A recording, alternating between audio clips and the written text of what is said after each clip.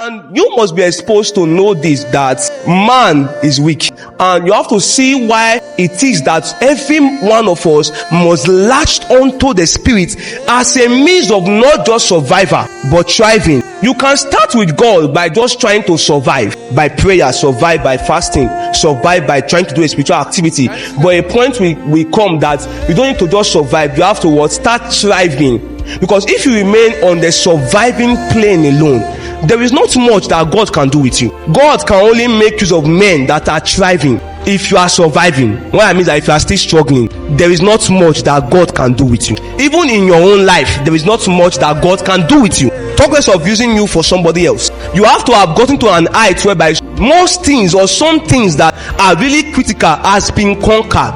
It is important that in this day and in this time, we must learn how to live by the Spirit and to live in the Spirit. Everything about your life and about your destiny as a believer is encoded in God, and God is what?